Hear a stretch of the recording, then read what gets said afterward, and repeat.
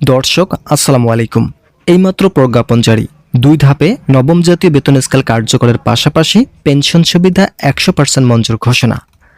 আজ 2 ধাপে বেতন বৃদ্ধির লক্ষ্যে নতুন কয়েকটি সিদ্ধান্ত নেওয়া হয়েছে। এই বিষয় সম্পর্কে বিস্তারিত আলোচনা করার শুরুতে আপনারা চ্যানেলটি সাবস্ক্রাইব করুন। অর্থ মন্ত্রণালয়ের একাধিক সদস্য আজ জরুরি দিক নির্দেশনাগুলো তুলে ধরেছেন। অর্থমন্ত্রী আমির খসরু সহ অন্যান্য সদস্যদের মাঝে যে বিষয়গুলো আলোচনা হয়েছে তা অত্যন্ত ব্যয়বহুল।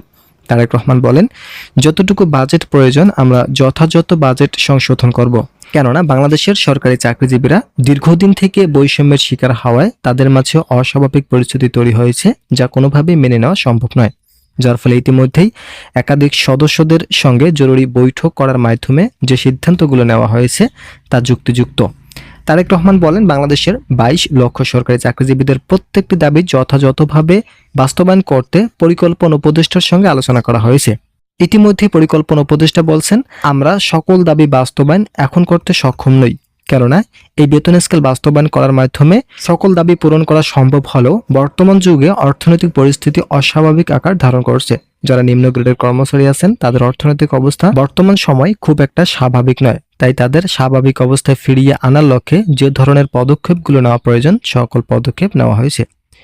ইতিমধ্যেই তারেক রহমান ও একাধিক সদস্য বৈঠক করার মাধ্যমে সকল কার্যক্রম বাস্তবায়ন করার নতুন সুপারিশ করা হয়।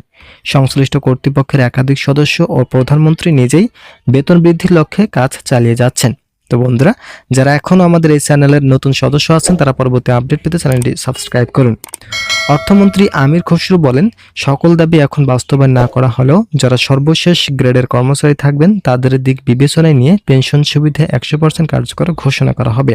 কেননা সরকারি চাকরিজীবীরা পেনশন সুবিধা অত্যন্ত কম পেয়ে থাকেন। সর্বশেষ বেতন স্কেলে পেনশন সুবিধা মাত্র 45%, যা কোনোভাবে বর্তমান সরকারি চাকরিজীবীদের আর্থিক গতি ফেরাতে সক্ষম নয়। যার ফলে শেষ পর্যন্ত অবসরকালীন সুযোগ সুবিধা কার্যকর করার মাধ্যমে দীর্ঘ প্রত্যাশিত নবম জাতীয় বেতন স্কেল কার্যকর ঘোষণা করা হলো। একই সঙ্গে বিভিন্ন ভাতা সংযোজন ও তারেক রহমানের বার্তাগুলো স্পষ্টভাবে উঠে এসেছে। তারেক রহমান বলেন, বাংলাদেশের সরকারি চাকরিজীবীদের প্রত্যেকটি দাবি বাস্তবায়ন করতে সর্বনিম্ন বাজেট 1,06,000 কোটি টাকা পর্যন্ত সংযোজন করা প্রয়োজন। এই বাজেট সরকারি চাকরিজীবীদের ভাগ্য পরিবর্তন করতে সক্ষম, কেননা দীর্ঘদিন থেকে সরকারি চাকরিজীবীরা আন্দোলন করার মাধ্যমে তাদের প্রত্যাশিত দাবিগুলো পূরণ হচ্ছে।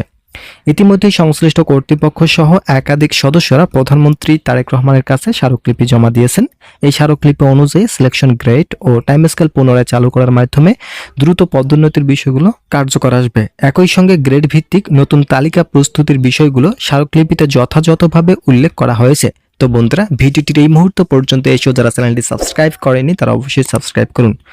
তারেক রহমান বলেন, আমরা 2 ধাপে বেতন বৃদ্ধি করার সিদ্ধান্ত নিয়েছি, কেননা বাংলাদেশের সরকারি চাকরিজীবীরা বিভিন্ন ভাতা থেকে বঞ্চিত। তাই এখন যদি তাদের 3 ধাপে বেতন বৃদ্ধি করা হয় তাহলে পূর্ণাঙ্গভাবে স্বস্তিতে ফিরিয়ে আনতে অনেক সময় ক্ষেপণ হবে। আজ পর্যালোচনা কমিটি প্রধানমন্ত্রী তারেক রহমানের সঙ্গে গোপনীয়তার সঙ্গে আলোচনা করেছেন। এই আলোচনায় প্রধানমন্ত্রী তারেক রহমান স্পষ্টভাবে বার্তা দিয়েছেন সংশ্লিষ্ট কর্তৃপক্ষকে। একই সঙ্গে তারা বলেন, 6 সদস্য পর্যালোচনা কমিটি গভীরভাবে বেতন বৃদ্ধির লক্ষ্যে কাজ চালিয়েছেন। তাদের ভাষ্য মতে এখন সরকারি চাকরিজীবীদের দাবি পূরণ করতে অবশ্যই 1,06,000 থেকে 7,000 কোটি টাকা বাজেট সংশোধন করতে হবে। এই বাজেট দিয়ে দীর্ঘ প্রত্যাশিত নবম জাতীয় বেতন স্কেল বাস্তবায়ন ও সকল ধরনের সমস্যা সমাধানের নতুন ভাবধারা সৃষ্টি হবে। অর্থমন্ত্রী বলেন, একটি দেশের পুরোপুরি আর্থিক দায়িত্ব অর্থ মন্ত্রণালয় থেকে সংস্কার করা হয়, কেননা অর্থ মন্ত্রণালয় থেকে ইতিমধ্যেই যে ধরনের সংস্কার করা হয়েছে তা অত্যন্ত বৈষম্যহীন ও যুক্তিযুক্ত।